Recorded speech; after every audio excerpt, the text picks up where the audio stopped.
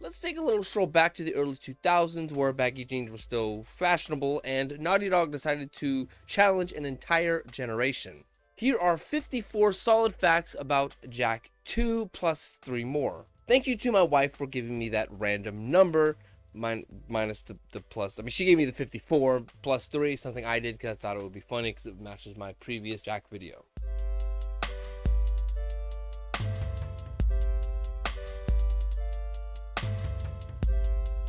Fact number 1. Jak II was released in 2003, and yes, it shocked everyone. Jak II launched on October 14th, 2003 for the PlayStation 2 in North America. Fans expected another sunny collectathon like the original, but were instead greeted with dystopia, guns, and an edgy protagonist who'd clearly been through some stuff. Number 2, Jak II was developed by Naughty Dog during their "we're changing things" era. This was Naughty Dog's second PS2 Jak game, and they deliberately reinvented the franchise to stay relevant in a market dominated by darker and more mature games like GTA 3 at the time. Number 3, there was a tonal shift that was 100% intentional. Naughty Dog felt that the precursor legacy was too kid-friendly for where gaming was headed, so they added a grim city, which is Haven City, firearms, and a brooding Jak who finally talks. Basically, welcome to the early 2000s. Number 4, Jak speaking was a pretty big deal because obviously in the first game, he didn't. And now he talks. A lot. He's voiced by Mike Irwin, and his anger and sarcasm became a defining trait for the character going forward. There's even a moment in the beginning of the game where Dexter gives him a little playful jab because it's the first time Jak has ever spoke. Jak talks to this older man, and to be honest, he's a little bit mean. Hello, strangers. My name is Core. May I help? You look like a reasonably smart man. I want information. Where the hell am I? Sorry. He's new to the whole conversation thing. Number 5, Jak II has a new open world design that is inspired by GTA. Haven City was Naughty Dog's attempt at a seamless open world with no loading screens. The hover zones, the missions given by NPCs, and the wanted level style guards are heavily inspired by Grand Theft Auto 3. Everyone wanted a taste at what Rockstar had brung at the time. Number 6, this game was famously unforgiving. Jak II is known for its high difficulty, limited checkpoints, and brutal missions. I will say not as bad as the Uncharted brutal though, so go check out that video right here or here, wherever I'm placing the card, but check out that video. Number 7, although marginally more difficult, Jak II was still a commercial success despite the risk. Its success directly greenlit Jak III and cemented Naughty Dog's reputation for bold reinvention.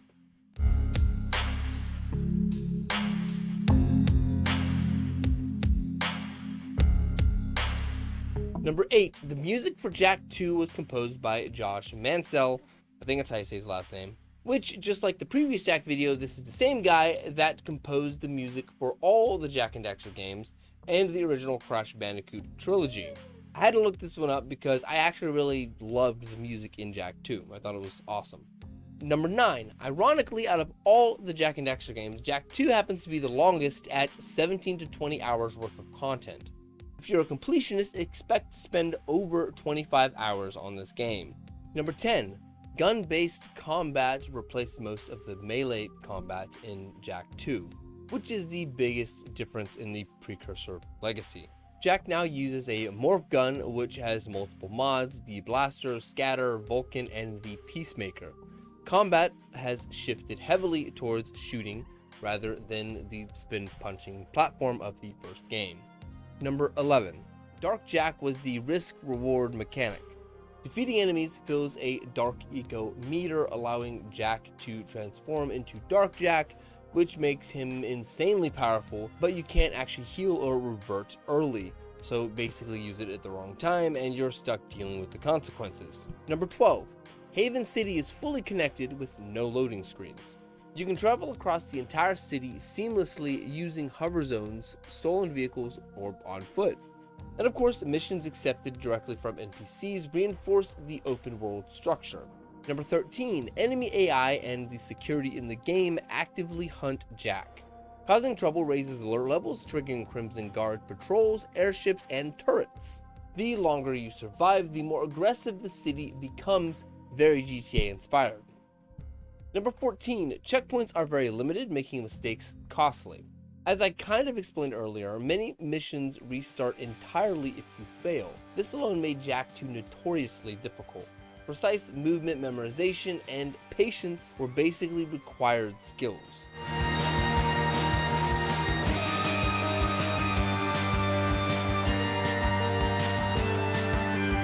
Number 15. In Jak II, there are hidden precursor orbs everywhere, and some are just downright evil.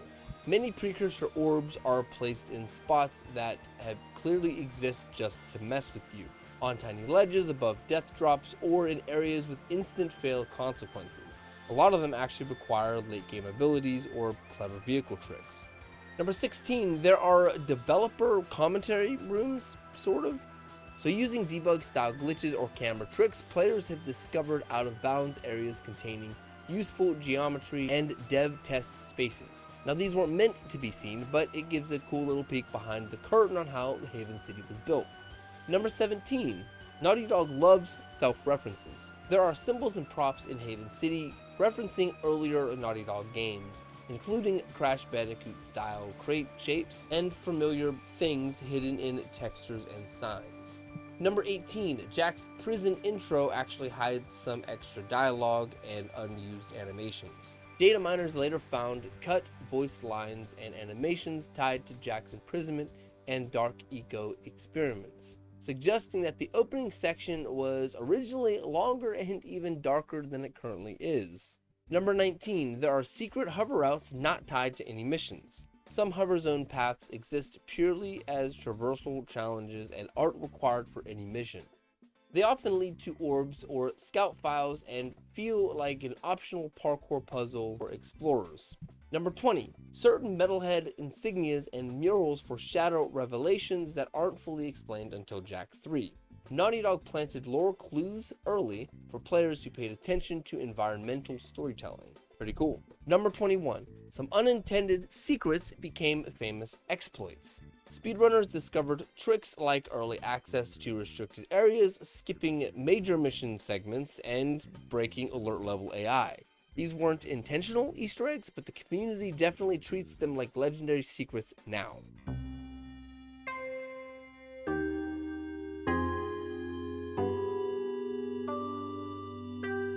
Number 22. Clance Brown is the voice of Baron Praxis, one of Jak II's main antagonists, but he also voices Uka Uka in Crash Bandicoot Warped, one of my favorite games. Number 23. So there's actually a reason why Jak acts so strange now that he speaks. Jak's anger, sarcasm, and aggression isn't about the tonal shift. There is a story justification, I guess you can call it. His time being experimented on with dark ego in prison explains why he's so different from his silent, upbeat self in the first game. Like anyone at war with PTSD, he's been through some stuff. Number 24. Dexter is the emotional anchor in this game. When Jak becomes darker, Dexter stays mostly the same, acting as comic relief and moral grounding. His loyalty is emphasized more than ever in this one, especially during moments when Jak is losing control. Number 25. The mysterious kid who helps Jak is later revealed to be a young Damus sent back in time. The twist quietly sets up a major plot event that plays off in Jak III. Number 26. Baron Praxis has been played as a morally gray villain. Praxis isn't evil just because. His brutal rule over Haven City stems from fear of the metalheads, making him a tyrant who believes oppression is necessary for survival. Number 27. Torn struggles with loyalty and rebellion as Torn secretly works against Praxis while serving as a high-ranking officer. His internal conflict, his duty versus resistance, adds political tension and depth to Haven City's power structure. Number 28. Sig's origin, allegiance, and true power are left very vague in Jak II intentionally. He's portrayed as someone who clearly knows more than what he's saying, making him feel dangerous and unpredictable until later revelations in the series.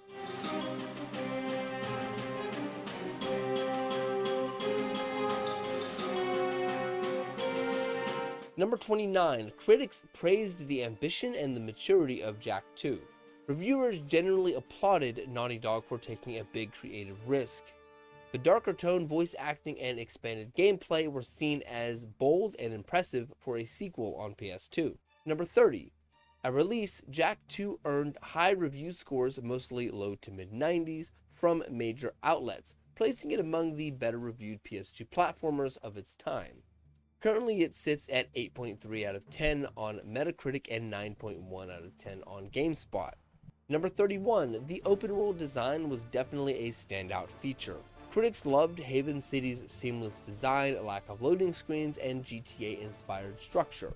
This was frequently highlighted as one of the game's biggest technical achievements. Number 32, of course, the biggest criticism of this game was the difficulty levels.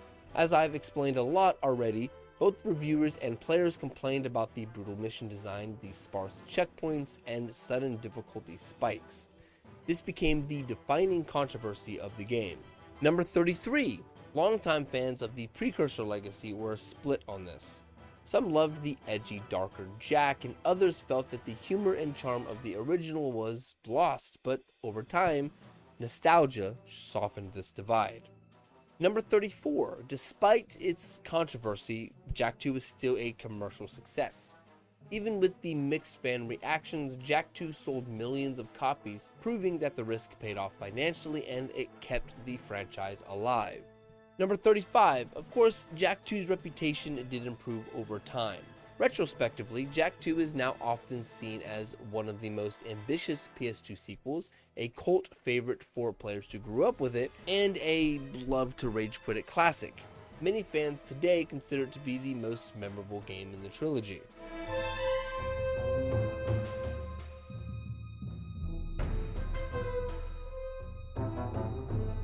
Number 36, if this isn't already obvious, Jak II is a direct sequel of the Precursor legacy. Released in 2001, the Precursor legacy is the first game in the series, and it sets up the world, characters, and the lore that Jak II dramatically recontextualizes. Number 37, Jak II actually directly continues the story from the Precursor legacy with no reboot. The opening of Jak II picks up immediately after the ending of the first game, confirming that it's true narrative sequel rather than a reimagining. But Jak III actually continues the story right after Jak II, resolving major plot threads involving Haven City, the Metalheads, and Jak's destiny. And I'm gonna plug this again, you can watch my Jak III video right here, or here. I think it's here, if I'm looking, yeah, it's here. So yeah, it'll be Jak III here. But after this video, hopefully, and speaking of which, you might as well subscribe to my channel if you do enjoy this video, and you might as well like this video, give it a thumbs up if you are enjoying it, if you are actually liking it. And if you're not, give it a thumbs down, I don't care. But whatever the case may be, like it, subscribe it, all that jazz. Let's continue. Number 39, and the fourth game, which is called Jak X Combat Racing, actually does act as a direct sequel, even though some people might think that it's like a spin-off or something, but it is a direct sequel of Jak III, as far as the story goes. But released in 2005, Jak X takes place after the events in Jak III, while it kind of shifts genres to racing. It's canon and features the same characters and world. Number 40. This fact right here, actually, I really enjoyed learning this because I thought this was really cool. But Daxter for the PSP actually functions as a prequel to the second game. Follow me here. If you guys have played this game before, you probably know this, but I thought this was really cool because I've never actually played that game before. The 2006 PSP game Daxter is set during Jak's imprisonment at the start of Jak II, showing what Daxter was doing in Haven City during that time. Number 41, Jak II did receive an HD remaster. It came out on PlayStation 3 as part of the Jak and Daxter collection in 2012, featuring improved resolution and trophies. Number 42, Jak II was later released on PS4 and PS5 digitally as like emulation, which is the content that you're currently seeing right now. Now these versions are actually based on the PlayStation 2 code, meaning that there's no remake, no level upgrades, nothing like that, but it's basically just the core experience that remains intact, bugs and all, from the PlayStation 2.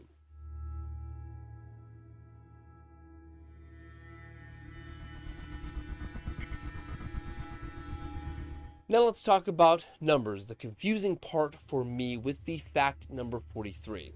Jak II was added to Sony's greatest hit lineup by September of 2004, which generally signifies that at least 400,000 copies were sold in North America during the first 11 months of release. Number 44, by roughly 6 months after launch, Jak II had sold more than 1.6 million copies worldwide.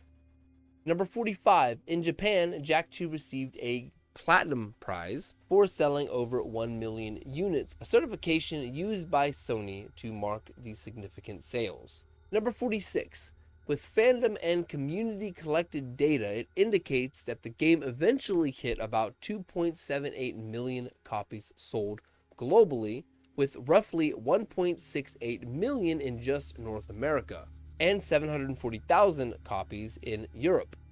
Number 47, according to reports, Jak II sold about 2.01 million copies in the United States alone by December 2007.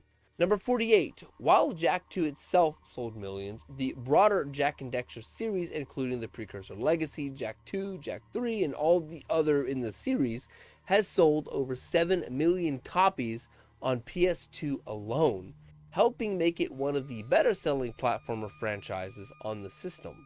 Number 49, the budget of Jak II was very sizable for its time. Development figures reported by community sources put Jak II's production budget around $15 million, which was significant for a PS2 title in the early 2000s. 12 seconds later. And wow, I just had to look this up to put that into perspective for you. This was about 10 more million than Grand Theft Auto 3's budget, which GTA 3's budget was only 5 million at the time, which again was very significant, but 15 million? 15 million is crazy for the time. I mean, this is early 2000s.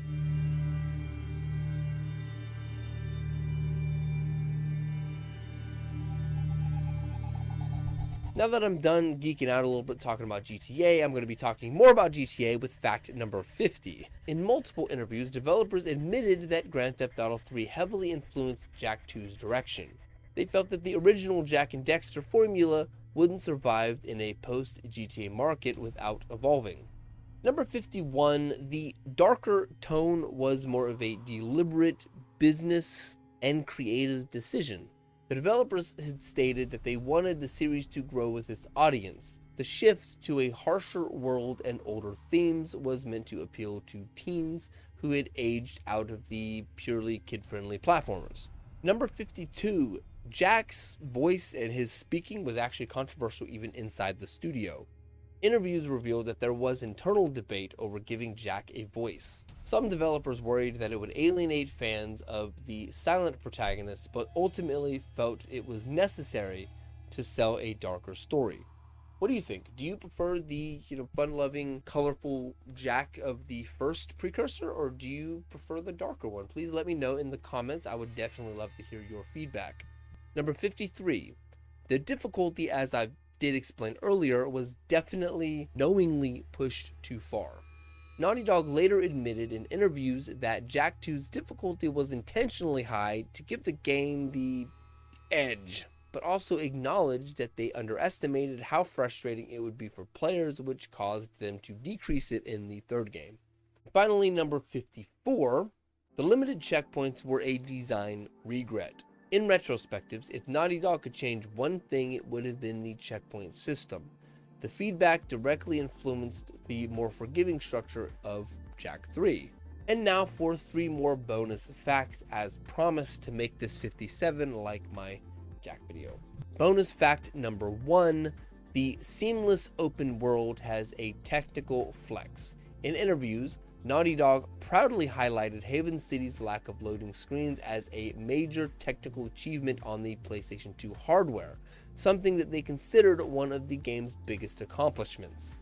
Bonus fact number 2, Jak's darker mechanics were cut back late in development. Developers revealed that Dark Jak originally had more abilities and longer sections, but these were reduced due to balance issues and the time constraints. And finally, for bonus fact number 3, Jak II shaped Naughty Dog's philosophy for future games. Studio heads later reflected that Jak II taught them how to blend cinematic storytelling, voice acting, and open world environments. Lessons that directly fed into Uncharted and The Last of Us, even though neither of those games are open world. Which, by the way, I did actually do a video on The Last of Us. Check those videos out as well. I'll put all of those in the description.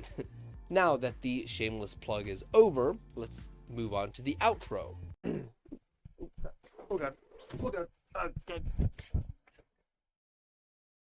Whew. Okay, let's...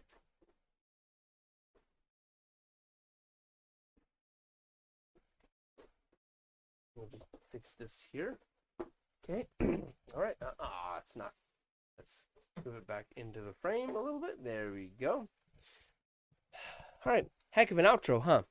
And there you have it. 54 facts plus 3 more about Jak II. If you did enjoy this video, please watch my previous videos and my other videos that I slightly mentioned in this video as well.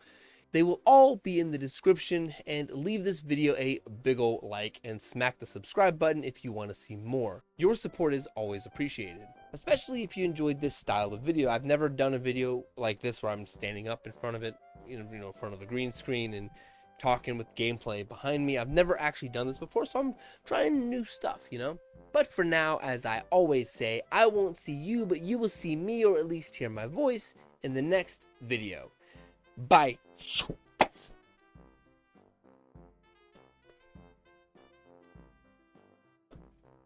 Okay. Whew. Finally. Hey, what are you still doing here? Video's over. You should just leave. You know, just leave, or at least watch what game I'm doing next. So, yeah. And go.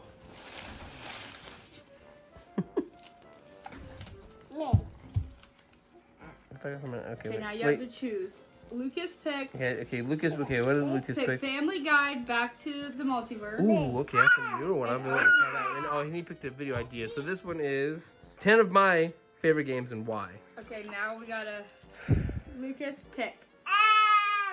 Okay, pick Lucas. He's like, what? Not that one. Here, Owen, pick one. Okay, pick one. That one? Okay. What is it? I can't remember. Was that the multiverse Family one? Guy. Family Guy? All right, cool. We'll play some Family Guy. There it goes. If it focuses. Family Guy. Back to the Multiverse. I think this game. No, it's PS3, so no, it's not a new game. But I've been wanting to play it. You ready? You ready, Owen? Family Guy. Back to the Multiverse. Yeah. Doesn't he look like Jimmy Hopkins? That's a compliment. Jimmy Hopkins is a really cool character. All right. Say bye, everybody. Bye. Say bye.